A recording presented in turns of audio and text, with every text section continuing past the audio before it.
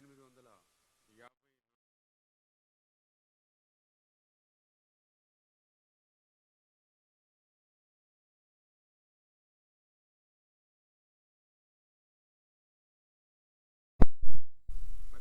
100 సంవత్సరాలు అంటే 1952 వరకు కూడా బ్యారేజీ పనిచేసి 1952లో వచ్చిన వరదలకి ఆ ఆనకట్ట దెబ్బతినేటువంటి పరిస్థితి. అంటే ఆ రకంగా 54 నుంచి 1952 వరకు కూడా 100 సంవత్సరాలు ఏదవుతాయి కృష్ణా, గుంటూరు, ప్రకాశం, వెస్ట్ గోదావరి అంటే ఏదైతే పూర్వపు జిల్లాలు ఏవైతే ఉన్నాయో అంటే దగ్గర దగ్గర 5-6 జిల్లాలు ఈ ఆనకట్ట 100 సంవత్సరాల రోజు సేవలు అందించి ఆ 1952లో వచ్చిన వరదలకు దెబ్బతింటే మరి తర్వాత మన ఆంధ్రప్రదేశ్ రాష్ట్ర ప్రభుత్వం 1954లో ఒక బ్యారేజీని పునర్నిర్మాణం చేసి 1957లో దాన్ని కంప్లీట్ చేసుకుని ఎవరైతే మన స్వతంత్ర సమరయోధుడు ఆంధ్ర కేసరి టంగుటూరి ప్రకాశం పంతులు గారు ఎవరైతే ఉన్నారో ఆయన పేరు మీద ప్రకాశం బ్యారేజీగా దాన్ని నామకరణం చేసుకుని మరి ఏదైతే ఇప్పుడు చెప్పినటువంటి 5-6 జిల్లాలకు సంబంధించి 13.8 లక్షల ఎకరాల ఆయుకట్టుకు సాగునీరు అందిస్తూ లక్షలాది మంది ప్రజల దాహార్తిని తీర్చేటువంటి ఏదైతే ఈ యొక్క కృష్ణా, గుంటూరు, ప్రకాశం, వెస్ట్ గోదావరి పూర్వపు జిల్లాలు ఏవైతే ఉన్నాయో వాటన్నిటికీ కూడా వరప్రసాద్ని ఈ యొక్క ప్రకాశం బ్యారేజీ. ఆ రకంగా పాత ఆనకట్ట 100 సంవత్సరాలు, కొత్తగా నిర్మాణం జరిగినటువంటి బ్యారేజీ దగ్గర దగ్గర 70 సంవత్సరాలు. మరి ఇంతటి చరిత్ర కలిగినటువంటి 170 సంవత్సరాలు చరిత్ర కలిగినటువంటి ఏదైతే యొక్క 5-6 జిల్లాల దాహార్తిని సాగునీటిని అందించేటువంటి బ్యారేజీని కూడా మరి ఏదైతే మొన్న 5 పడవలు ఏదైతే మరి వరద సమయంలో అది కూడా పీక్ టైంలో దగ్గర దగ్గర మీ అందరికీ తెలుసు హైయెస్ట్ ఏదైతే 11,42,000 క్యూసిక్ల నీరు వచ్చి ప్రకాశం బ్యారేజీకి ఏదైతే ప్రమాదపు అంచులున్నటువంటి సమయంలో 5 పడవలు వచ్చి ఆ ప్రకాశం బ్యారేజీని ఢీకొనడం మరి కొంత అనుమానాలకి తావిస్తున్నటువంటి పరిస్థితి. దీని వెనుక కుట్ర దాగి ఉంది అనేటువంటిది కూడా ఈరోజు ఆలోచన వస్తున్నటువంటి పరిస్థితి. ఎవరైతే దర్యాప్తు సంస్థ వారు కూడా దాన్ని దర్యాప్తులో కూడా మరి అనుమానాలు వ్యక్తం చేస్తూ వాస్తవాలను వెలికి తీస్తున్నటువంటి పరిస్థితి.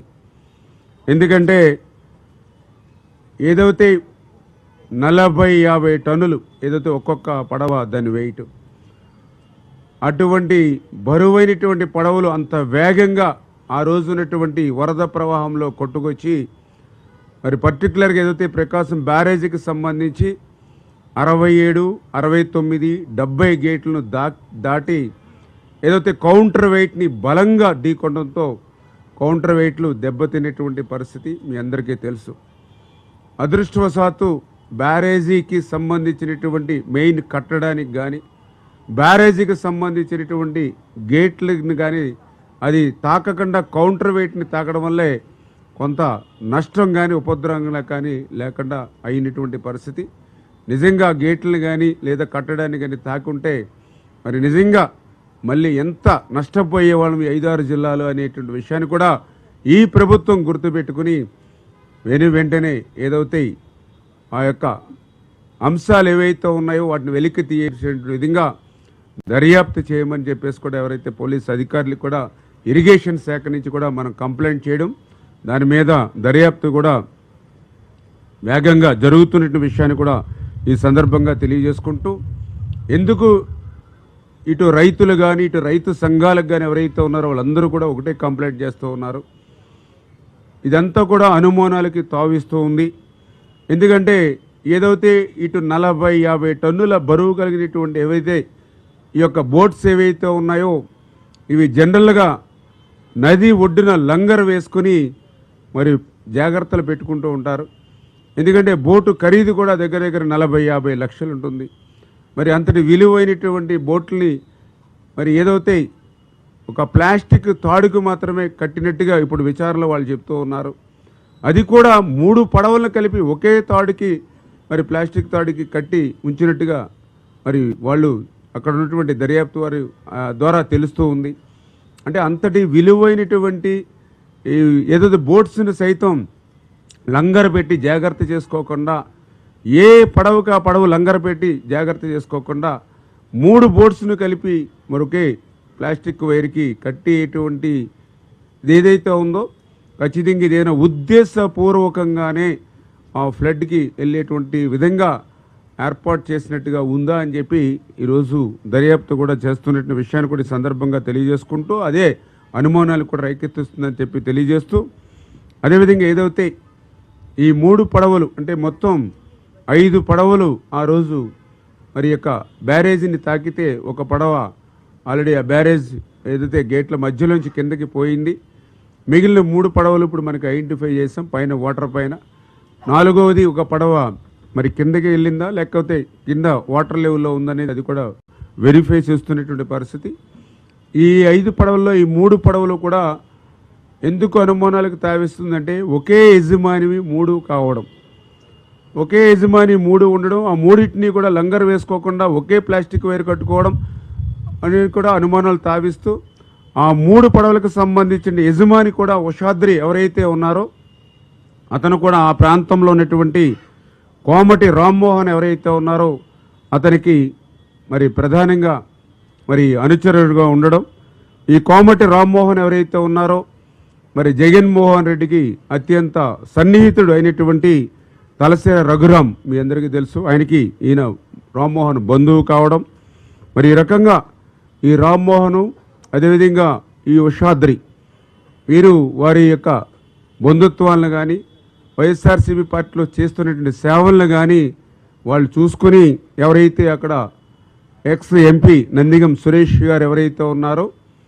మరి వారి కన్నుసన్నల్లో ఆ రోజు పెద్ద ఎత్తున ఏదైతే నది పరివాహక ప్రాంతంలో నదిలో అక్రమంగా, ఎందుకంటే డ్రెడ్జింగ్ చేసి ఇసుక తీయడం ఏదైతే నిషేధం ఉన్నప్పటికీ కూడా ఆ రోజునటువంటి ఈ యొక్క వైఎస్ఆర్సీపీ ప్రభుత్వం యొక్క అండదండలతో ఏదైతే ఇప్పుడు కొట్టుకొచ్చేటటువంటి పడవల ద్వారానే ఆ రోజు అక్రమంగా డ్రెడ్జింగ్ చేసి ఇసుకను లూటీ చేసినటువంటి పరిస్థితి ఉందని, ఇప్పుడు ఆ పడవలకు కూడా ఏదైతే బోట్స్ కూడా ఆ వైఎస్ఆర్సీపీ కలర్ కూడా ఉండడం, ఆ రోజు ఏదైతే అక్రమ ఇసుక రవాణాకు కానీ డ్రెడ్జింగ్ చేసేటప్పుడు అధికారులకి, ఎందుకంటే ఇది అధికార పార్టీ వైఎస్ఆర్సీపీ పార్టీ అనేటువంటి విధంగా ఆ కలర్స్ను కూడా దానికి మ్యాచింగ్గా వేసుకున్నట్టుగా ఉన్నటువంటి పరిస్థితులు కానీ కూడా కనిపిస్తున్నటువంటి స్థితి.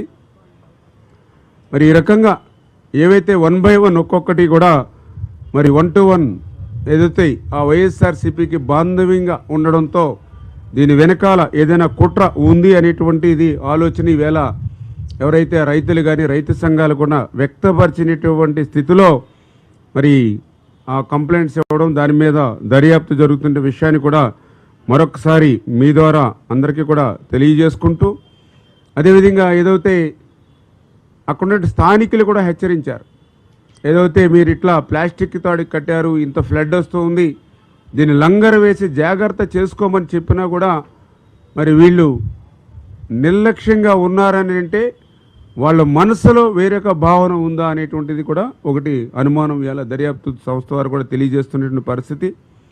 అదేవిధంగా ఏదైతే ఈ యొక్క 3 బోట్స్ ఏవైతే ఉన్నాయో అంతకుముందు అవి గుంటూరు జిల్లా ఉద్దరండపాలెం వైపు ఉండేవి. ఏదైతే ఈ యొక్క వరదకు ముందే అంటే కొన్ని రోజుల ముందు మాత్రమే ఏదైతే ఎన్టీఆర్ జిల్లా గొల్లపూడి వైపు తీసుకొచ్చి ఇక్కడ ప్లాస్టిక్ వైర్ కట్టారు. అంటే ఉద్దేశపూర్వకంగానే వీటిని వరద వేగానికి అనుకూలంగా తీసుకొచ్చి ఇక్కడ మరి ప్లాస్టిక్ తాడుతో పెట్టి ఉంచారా అంటే ఇవన్నీ కూడా 1 by 1 ఒక్కొక్కటి అంటే ఆ పడవలను వాళ్ళు ఉంచినటువంటి పరిస్థితిని కానీ తెచ్చినటువంటి పరిస్థితి కానీ వాళ్ళకు ఉన్నటువంటి వైఎస్ఆర్సీపీ పార్టీ కనెక్షన్స్ కానీ ఏవైతే ఉన్నాయో ఇవన్నీ చూస్తూ ఉంటే ఏదైతే ఈ ప్రకాశం బ్యారేజీకి కూడా హాని తలపెట్టేటువంటి విధంగా కుట్ర పన్ని అంటే ఇప్పుడున్నటువంటి ప్రభుత్వానికి మరింత బడ్డెని పెంచి మరి చెడ్డ పేరు తెచ్చేటువంటి విధంగా వాళ్ళు ఆలోచన చేశారా అనేటువంటిది కూడా ఈవేళ మరి ఇవాళ అందరిలోని కూడా అనుమానాలు వ్యక్తం చేస్తున్నటువంటి పరిస్థితి. ఎందుకంటే ఆ చరిత్ర కూడా వైఎస్ఆర్సీపీ పార్టీకి ఎప్పుడు ఉంది. కుర్చీ కోసం అధికారం కోసం ఎంతకైనా తెగించేటువంటి మనస్తత్వం జగన్మోహన్ రెడ్డి దగ్గర నుండి క్రింది స్థాయి వరకు కూడా ఉన్నటువంటి పరిస్థితి. ఎందుకంటే గతంలో కూడా చూస్తాం ఏదైతే అమరావతి మీద ఆక్రోశంతో టోటల్నే తగలబెట్టినటువంటి చరిత్ర వాళ్ళది. రైతు కష్టపడి 6 కాలం పంట పండిస్తే అటువంటి పంటలు కూడా తగలబెట్టినటువంటి చరిత్ర వైఎస్ఆర్సీపీది. అధికారం కోసం సొంత బాబాయిలు కూడా గొడ్డలి పోటీకేసేటువంటి చరిత్ర ఉన్నటువంటి వాళ్ళు ఇటువంటి 100 సంవత్సరాలు రైతులకి సేవ చేసేటువంటి ప్రకాశం బ్యారేజీకి కూడా హాని తలపెట్టారనేటువంటి నమ్మకం అయితే ఈవేళ మాకు కాదు, ఈవేళ రైతు సంఘాల్లో కూడా వచ్చింది అని అంటే మరి ఈవేళ అందుకే ఈవేళ ప్రభుత్వం కూడా దీని మీద సీరియస్గా దృష్టి పెట్టింది. ఖచ్చితంగా దీని మీద ముమ్మరంగా దర్యాప్తు చేసి ఎవరైతే నిందితులు ఉన్నారో వాళ్ళందరి యొక్క మరి తప్పు చేస్తే కఠినంగా శిక్షించడమే కాకుండా భవిష్యత్తులో కూడా ఇటువంటి పునరావృతం కాకుండా ఏ రకమైనటువంటి చర్యలు తీసుకోవాలి ఇవన్నీ కూడా ఆలోచన చేస్తూ ఉన్నాం. ఏదైతే ఇప్పుడు కన్నయ్య నాయుడు గారు ఆయన కూడా తీసుకొచ్చి, ఎందుకంటే ఏదైతే ఆ కౌంటర్ వెయిట్స్ ఏవైతే డ్యామేజ్ అయ్యాయో మరి అది దగ్గర ఒక్కొక్క కౌంటర్ వెయిట్ కూడా 17 టన్నులు కౌంటర్ వెయిట్ అది. దాన్ని మళ్ళీ అది పూర్తిగా కాంక్రీట్ దింబలు గతంలో అయితే మరి అంత కాంక్రీట్ మళ్ళీ లేట్ అవుతుందనేటువంటి ఉద్దేశంతో ఐరన్తో మిక్స్ చేసుకుని బాక్స్ కింద ఐరన్ బాక్స్ వేసి అందులో కాంక్రీట్ వేసుకుని సేమ్ అదే 17 టన్స్కి మళ్ళీ ఇప్పుడు కౌంటర్ వెయిట్లు వేసుకుని మరి ఆల్రెడీ స్టార్ట్ అయ్యింది. ఇవాళ రేపట్లో అది కూడా కంప్లీట్ చేసి మరి ఆ కౌంటర్ వెయిట్ను కూడా బిగించడానికి మరి వీళ్ళు కూడా కన్నయ్య నాయుడు గారి నేతృత్వంలో, ఎందుకంటే మేము ఏ చిన్న రిస్క్ కూడా తీసుకోకుండా, ఎందుకంటే మొన్న కూడా మీరు చూశారు తుంగభద్ర దగ్గర ఆ రోజు అక్కడ గేటు కొట్టుకుపోయినటువంటి పరిస్థితుల్లో 105 టీఎంసీల నీరు ఆ రోజు తుంగభద్రలో మేము కష్టపడి నిల్వ చేస్తే మరి ఆ గేటు కొట్టుకుపోవడంతో ఆ నీరంతా కూడా వృధాగా క్రిందికి పోతున్నటువంటి దశలో అప్పుడున్నటువంటి కర్ణాటక ఉన్నటువంటి స్వయంగా అక్కడ ఉప ముఖ్యమంత్రి గారు కూడా చెప్పారు, ఏదైతే మళ్ళీ మొత్తం వాటర్ అంతా కూడా బయటికి పోయిన తర్వాతే గేట్ని అమర్చేటువంటి పరిస్థితి ఉంటుంది.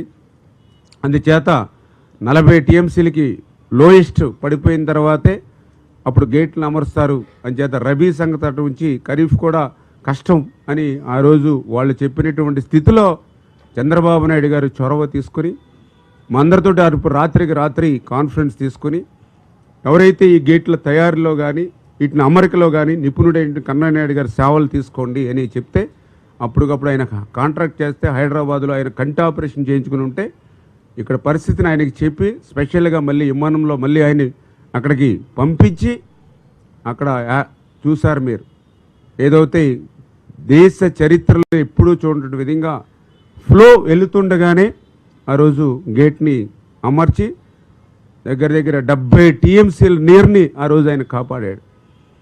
ఆయనే చెప్పాడు స్వయంగా, గేటు కొట్టుకుపోయినప్పుడు ఆ నీరు వృధాగా పోతుంటే రైతుల కళ్ళల్లో నీళ్లు చూశాను, మళ్ళీ నేను ఆ గేట్ని అమర్చిన తర్వాత వాళ్ళ కళ్ళల్లో ఆనందం చూశాను.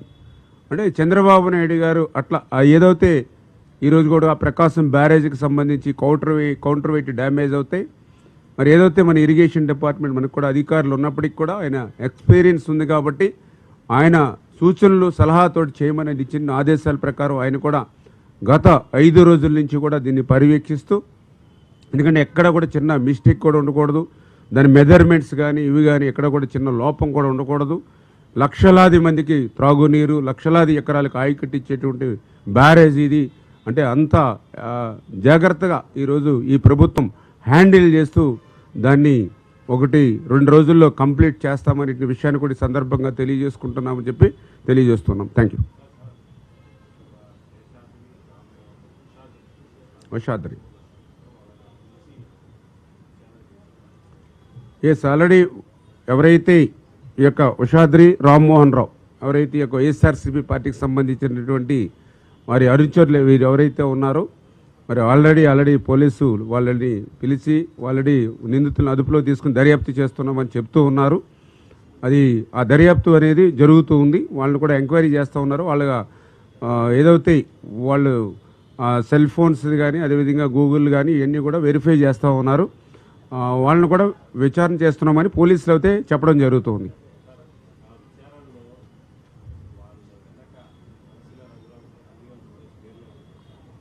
అంటే విచారణ జరుగుతూ ఉంది. ఇంకా ఎంతవరకు అనేది ఇంకా అంటే ప్రజెంట్ అయితే ఇంకా దాని వివరాలన్నీ కూడా 1 by 1 అంటే విచారణ పూర్తవకుండానే ఇంకా మనం పూర్తిగా వివరాలు వెల్లడించలేం. ఏదైతే అక్కడ జరిగినటువంటి విధానాన్ని బట్టి అక్కడ ఉన్నటువంటి సమాచారాన్ని బట్టి దీని వెనకాల ఏదైనా కుట్ర ఉందా, ఎందుకంటే భవిష్యత్తులో ఇటువంటివి కూడా పునరావృతం కాకుండా ఉండాలని అంటే ఈ ప్రభుత్వం సీరియస్గా గట్టిగా చేయాలనే ఉద్దేశంతో ఎంక్వైరీ చేస్తున్నాం. ఆ దర్యాప్తులో ఏవైతే విషయాలు వచ్చినాయో అవి తర్వాత మీకు అందరికి కూడా తెలియజేసుకుంటాం. Thank you.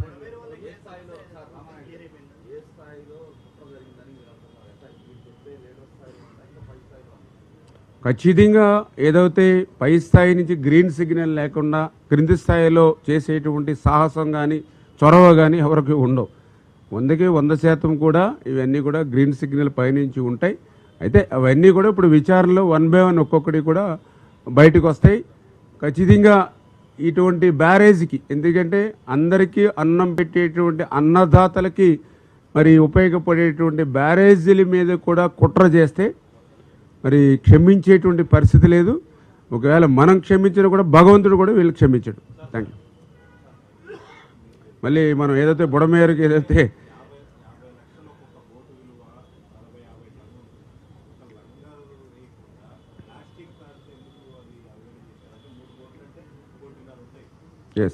అదే ఇప్పుడు అనుమానాలకు తావు ఇచ్చేది అదే. ఎందుకంటే మనము ఏ ఫ్లడ్ వచ్చింది అని అంటే ఒక 1000 రూపాయల వస్తువు కూడా జాగ్రత్త పెట్టుకుంటాం.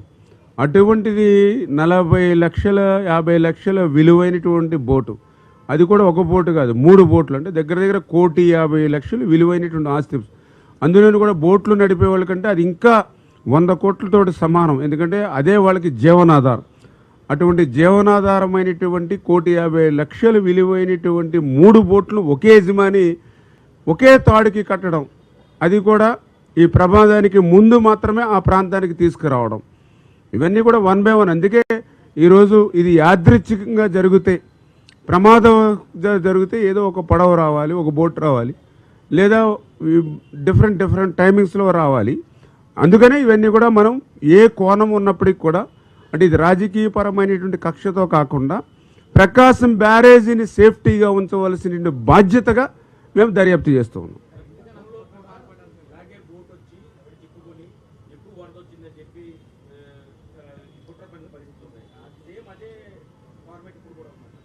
అదే ఇప్పుడు అనుమానాలు తావిచ్చేది అదే. ఎందుకంటే గతంలో కూడా ఒక బోట్ను కూడా ఆ రోజు ఉద్దేశపూర్వకంగానే పంపించి ఆ రోజు వాటర్ లెవెల్ పెంచి ఆ రోజునటువంటి ప్రతిపక్ష నాయకుడు ఇండి ములిగిందనేటువంటి ప్రయత్నం కోసం ఆ రోజు బోట్ను పంపించి ఏదైతే ప్రకాశం బ్యారేజీకి నష్టం వస్తుందని తెలిసినా కూడా వాళ్ళు రాజకీయంగానే నిర్ణయం తీసుకుని ఆ రోజు ఎవరైతే చంద్రబాబు నాయుడు గారు నివాసం అద్దె ఇంట్లో ఏదైతే నివాసం ఉంటూ ఉన్నారో ఆ ఇంటిని కూడా నీరు తాకాలనే ప్రయత్నం చేశారు. అందుకనే వాళ్ళ చరిత్రను బట్టి, ఎందుకంటే ఒక ఘనమైనటువంటి మంచి చరిత్ర ఉంటే జనరల్గా అంత అనుమానాలు కానీ ఇటువంటివి వచ్చినా 1-2 సార్లు ఆలోచిస్తారు, మాట్లాడతారు దాని గురించి.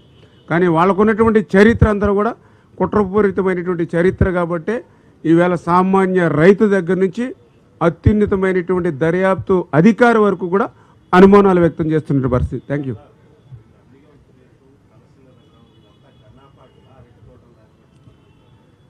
అవును, వాస్తవం. ఎందుకంటే ఇప్పుడు చంద్రబాబు నాయుడు గారికి జగన్మోహన్ రెడ్డి గారికి ఉన్న తేడా అటువంటిది.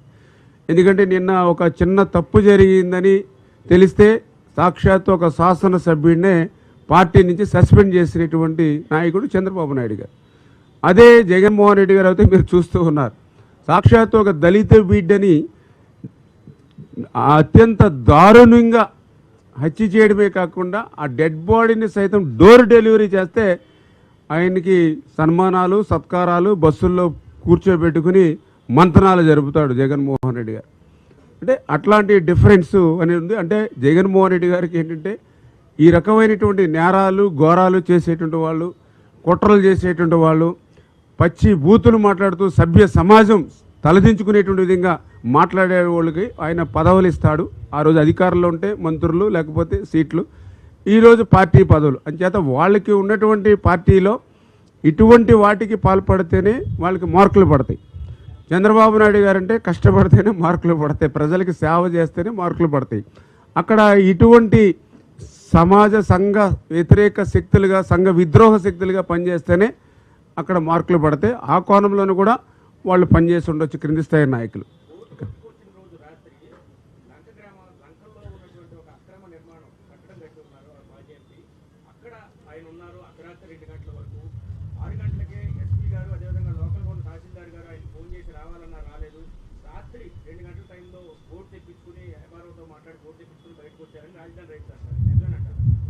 అది ఇప్పుడు మనకి ఏంటంటే ఒక్కొక్కటి మీరు చెప్పినట్లుగా సమాచారం వస్తూ ఉంది. ఏదైతే లోకల్గా ఉన్నటువంటి రైతులు కానీ వీళ్ళు కానీ ఇట్లా ఉద్దేశపూర్వకంగా ఉంది అనేదే వాళ్ళందరూ కూడా వెళ్ళవిచ్చేయండి. అన్నీ కూడా మేము దర్యాప్తు చేస్తున్నాం. ఆ దర్యాప్తు జరిగిన తర్వాత ఏంటి వాస్తవాలు అనేది మళ్ళీ మీకు కూడా తెలియజెప్తాం.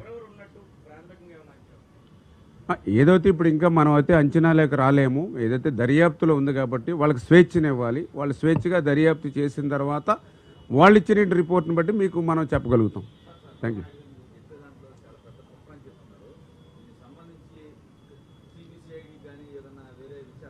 చేస్తాం. అంటే ఇప్పుడు ప్రాథమికంగా దర్యాప్తు జరుగుతూ ఉంది కాబట్టి దీన్ని వచ్చినటువంటి వాస్తవాలని దృష్టిలో పెట్టుకుని ప్రభుత్వం నిర్ణయం తీసుకుంటుంది. చంద్రబాబు నాయుడు గారు అయితే దీని మీద సీరియస్గానే, ఎందుకంటే మేము ఎంతో కష్టపడి మేము నిర్మాణం చేసుకుంటూ వస్తే వాళ్ళు విధ్వంసం. ఎందుకంటే మనం ఏదైతే నిర్మాణం వైపు కన్స్ట్రక్షన్ మన ప్రభుత్వ విధానం అయితే విధ్వంసం అనేది వైఎస్ఆర్సీపీ విధానం. అంచేత అటువంటి విధ్వంసానికి ఫుల్ స్టాప్ పెట్టేటువంటి విధంగానే ఇటువంటి తప్పు చేయాలంటే ఓటికి 100 సార్లు ఆలోచించుకునేటువంటి విధంగానే పనిష్మెంట్ ఉండాలనేది ఈవేళ ప్రభుత్వంలో ఉన్నటువంటి మా అందరి యొక్క ఆలోచన. Thank you. బట్ ఇంకా మేము ఓకే, థ్యాంక్ యూ. మళ్ళీ అన్ని దర్యాప్తు వివరాలు అన్నీ అయిన తర్వాత మళ్ళీ క్లియర్ చెప్తాం. అంటే మళ్ళీ అక్కడ బుడమేరుకు సంబంధించి ఇంకా గట్లు హైట్ చేసుకోవాలి, మళ్ళీ దాన్ని స్ట్రెంగ్తన్ చేసుకోవాలి పక్కన.